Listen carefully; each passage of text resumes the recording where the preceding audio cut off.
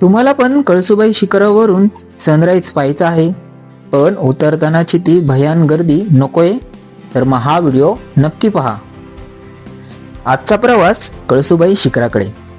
पहाटेचा वेगळाच अनुभव घ्यायला मी निघालो एकटा, पण सोबत होता एक ग्रुप ज्यांनी कळसुबाई सनराईज ट्रेक अरेंज केला होता. रात्री पुण्याहून बस निघाली. नाच, मस्ती, हशा आणि पहाटे 2:30 वाजता आम्ही कळसुबाई पार्किंगला पोहोचलो. रात्रीचा ट्रेक सुरू झाला, पण गर्दी प्रचंड. रात्री 3 वाजता सुरुवात करून सुद्धा पूर्ण ट्रॅफिक जाम. ग्रुपमध्ये काही नवीन ट्रेकर्स होते, ज्यांचा हा पहिलाच ट्रेक होता. त्यामुळे हळू थांबत थांबत ट्रेक पूर्ण केला. शेवटी कसेबसे कळसुबाई मंदिराजवळ पोहोचलो आणि बसलो सूर्योदयाची वाट पाहत. आणि तो क्षण, सह्याद्रीतील महाराष्ट्राच्या सर्वात उंच शिखरावरून पहिलं सूर्यकिरण पाहताना सगळा थकवा कसा एका क्षणात विसरायला होतो.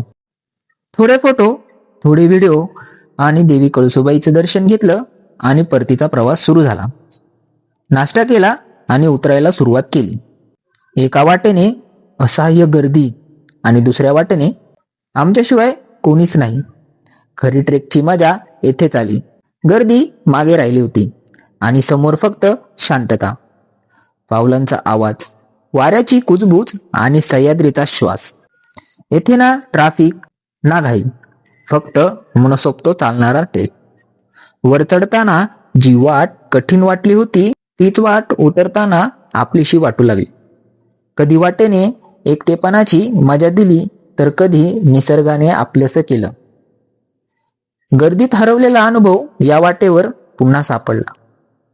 शेवटी गावात उतरलो आणि पुन्हा पुण्याकडे प्रवास सुरू केला.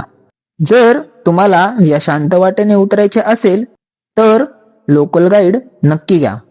बाकी अनुभव शब्दात मांडता येत नाही, तो तर फक्त पाहायचा असतो. धन्यवाद.